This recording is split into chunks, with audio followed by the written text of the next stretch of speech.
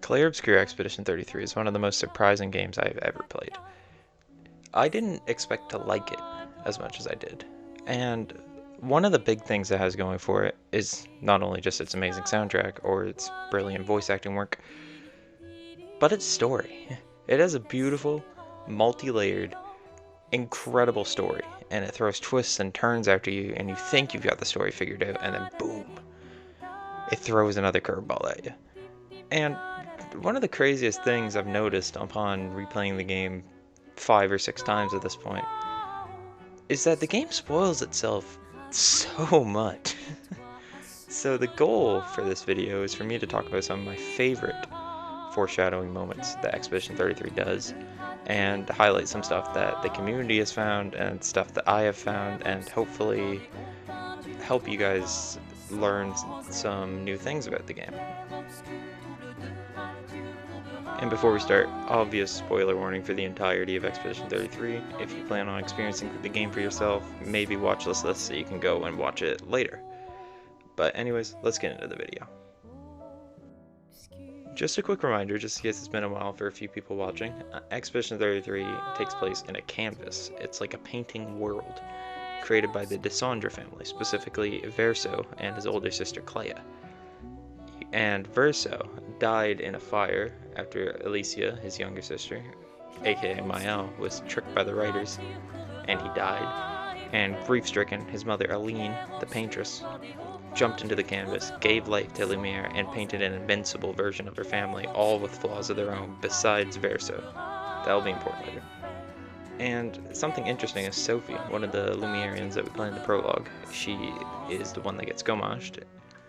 Actually, it says that Aline is stuck in the same cycle as them. Here, take a listen for yourself.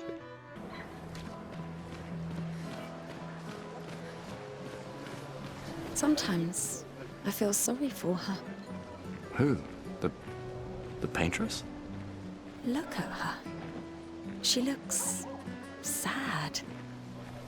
Maybe she's a prisoner too, stuck in the same cycle with us. Silly her. Only you could choose empathy at a moment like this. It's one of the few choices I can make. I couldn't do it. It's okay. You don't have to. Something interesting about this is a lot of people weren't really paying attention to all the dialogue in the prologue, especially if you had no idea what you were playing, like me.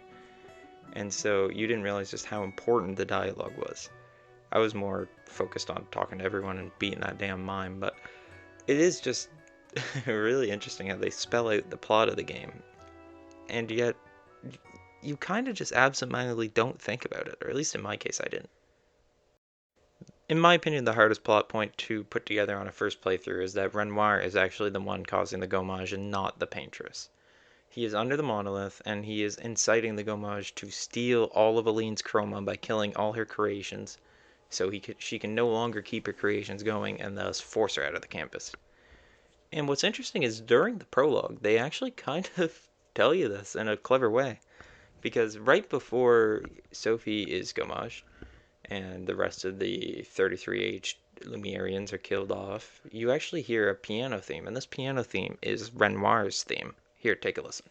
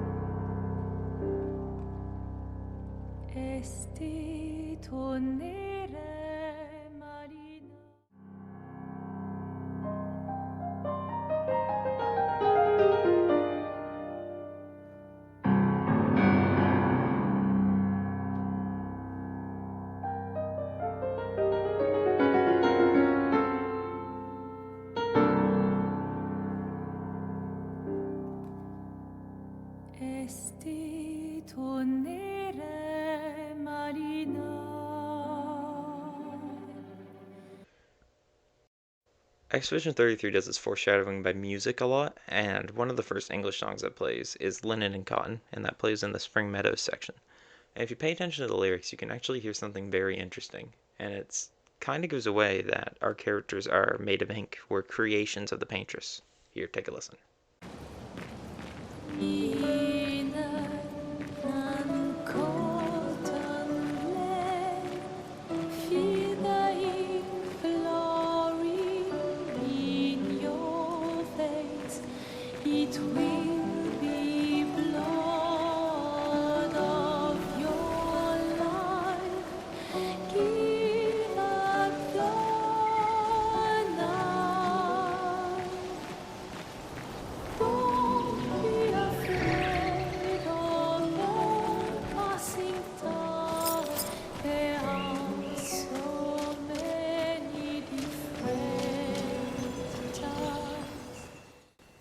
This is a little on the nose as it talks about how there's ink in our veins and how it is the blood of our life and how we should not be afraid of passing time as there are many different times. And without hindsight, you might just assume it's talking about Neverons. I'm sure I did. But it's just something interesting to think about. There is one more bit of music foreshadowing I'm going to talk about in this video that isn't talked about a lot, so let's get into that. Some of my favorite cutscenes in the games are the ones where Alicia and Maelle meet, and we get that cool black and white aspect ratio switch, and it is just epic. And obviously, Alicia is Maelle. This is the painted version of Alicia and how her mother views her, which is a very cruel way. And something interesting is the game straight up tells us this with the music, and I'm going to see if you guys can catch it, and then I'll explain it.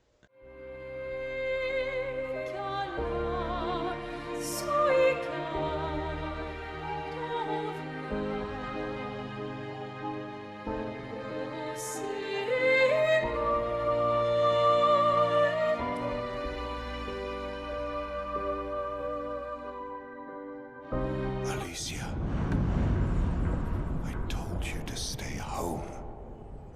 It's not good for you to see this. If you didn't catch that, that's fine. It happens pretty quick. The song starts under the name Maelle, and it gets cut off immediately after by Renoir, who says the name Alicia. So that is the game outright telling us that Maelle is Alicia. I'll play it one more time, and then we'll get into our next bit of foreshadowing.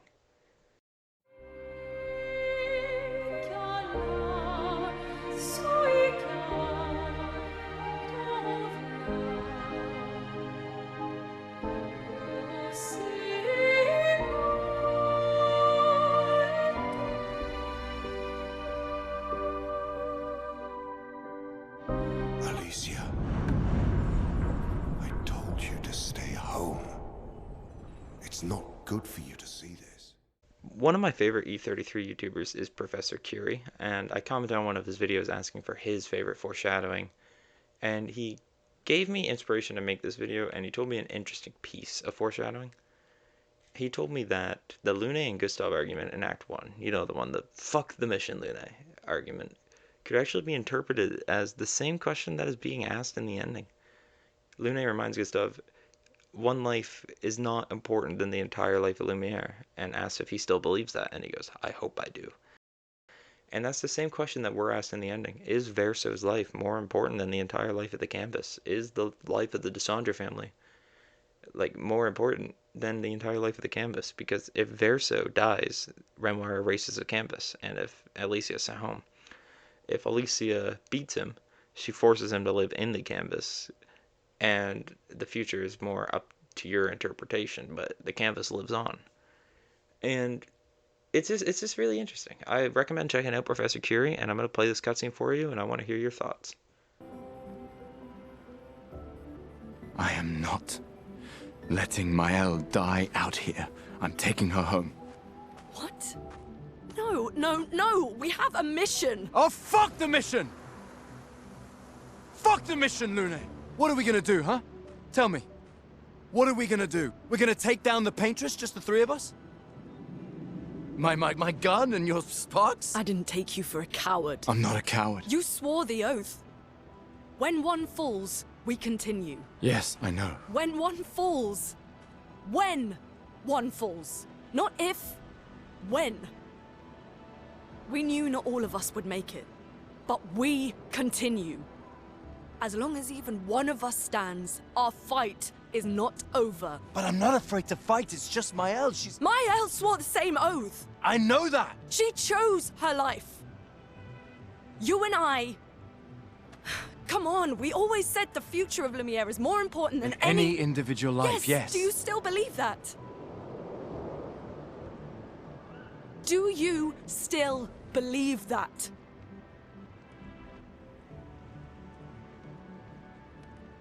Do you?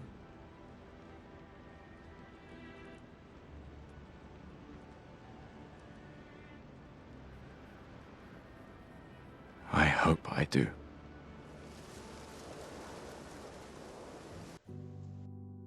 Next, we're going to talk about the axons. The axons are Renoir's symbolic interpretation of his family at the time of making them. Cyrene is Aline, she who plays with Wonder. She played with Wonder inside the canvas and got lost in it by adding life to it, the last way she can remember her son. Clea's axon is the Holler, you can tell by the clothes, and it's the dead one found outside of Old Lumiere. It is symbolic of Clea holding the weight of the family on her shoulders.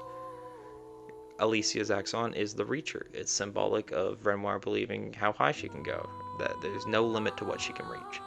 And Verso's axon is Visages, he who hides truth with lies. And that could actually be interpreted in many ways. I mean, the real Verso is the one Renoir painted, or Renoir made this axon for, obviously.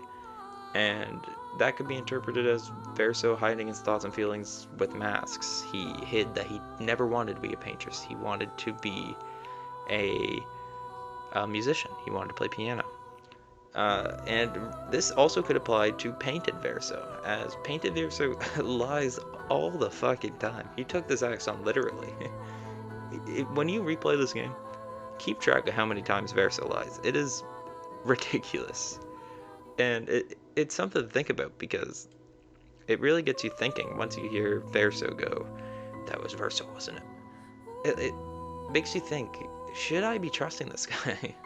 And if you pay attention to him following that story, you might start to find him suspicious. I think it's really clever, and I think it's really cool.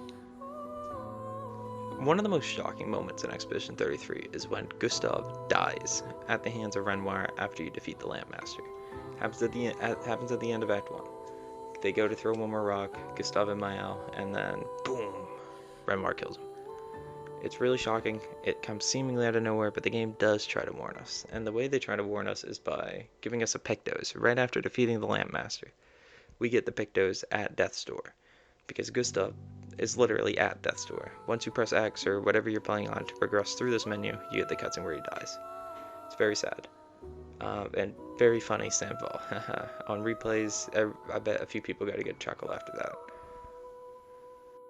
I'm going to end on a bit of a sad note with the foreshadowing. We're going to go back to the topic of Verso and how he swooped in to save Maelle at the time Gustave died.